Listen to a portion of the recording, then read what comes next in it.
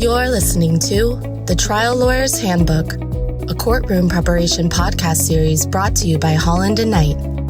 This series is hosted by litigation attorney Dan Small. Listeners of this series will gain a fresh perspective on how attorneys can address various trial preparation issues and set themselves up for success in and out of the courtroom.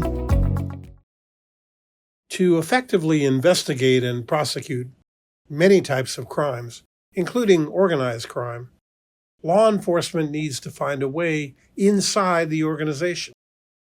So they rely, in part, on informants, people who are part of or close to the criminal activity, but for various reasons are willing to provide information. It makes sense. These are often crimes that are planned and committed in secret. Law enforcement needs to be pointed in the right direction, which can only be accomplished through inside information. Alas, the criminals know that. They know law enforcement needs them. The result is a difficult, sometimes even dangerous balancing act, with both sides asking, "What's in it for me?" and "What's the other guy doing?" Since the informant game is generally played in secret, it can be subject to deception, mistakes, and abuse on both sides. A necessary evil is still an evil, and it has to be handled with great care.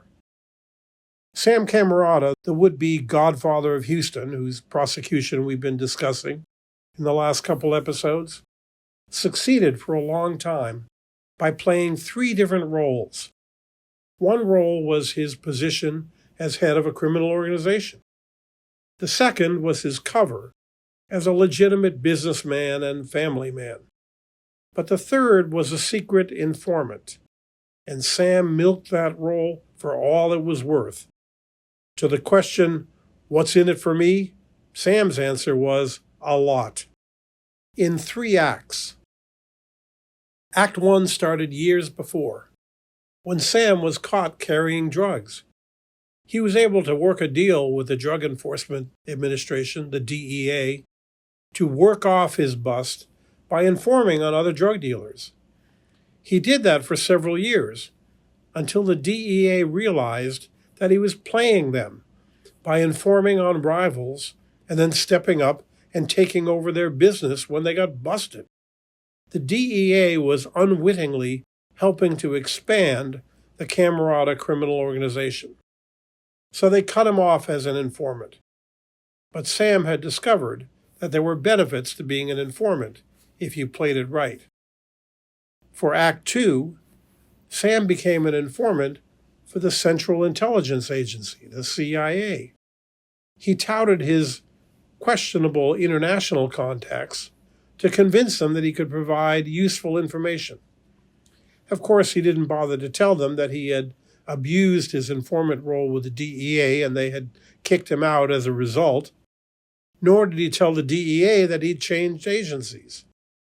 With the CIA, everything is secretive, so we never really found out what Sam had told them or what he got in return. But the relationship supposedly continued right up until Sam was indicted, which led to the next act. Act 3 was the trial. We indicted Sam and 12 others on drugs and murder, RICO, racketeering case. It's not uncommon in criminal cases for the government to try and work its way up the ladder, to convince underlings in criminal activity to testify against the next rung up the ladder. However, you have to give something to get something, and that can create issues for the testimony of those pointing the finger up the ladder. It's not uncommon for those at the top of the ladder to have insulated themselves from responsibility, and then try to use that insulation to attack those trying to point the finger up, claiming things like, "Oh, they're dishonest criminals, you can't believe them. They did these crimes, not me. The government bought their testimony against me. Where's the evidence I ordered them to do this, other than from them?" If there isn't other evidence corroborating the finger pointer, like tapes or emails or other witnesses, it can be a tough sell for a jury. Sam took this defense and used his work as an informant to add another layer. I wasn't really a criminal mastermind. I was just playing a role so I could gather information for the government as an informant. If I don't play the role, I can't get them the information. Now these criminals who actually did all these terrible crimes are pointing the finger at me to get a better deal. After all, no one testified that Sam killed anyone or sold any drugs. They just testified that he ordered them to do it, and he was indeed an informant. At trial, we came at it from three angles. First, showing Sam's history of abusing his informant roles. Second, spending time with our cooperating witnesses to emphasize how Sam led the organization. Third, making it clear that he never told the DEA or the CIA or anybody else about the murders, and that they did not and would not authorize him to be involved in such crimes. But it gave the defense something they are often missing in a criminal trial, a motive for his actions, something to talk about, not an easy fight.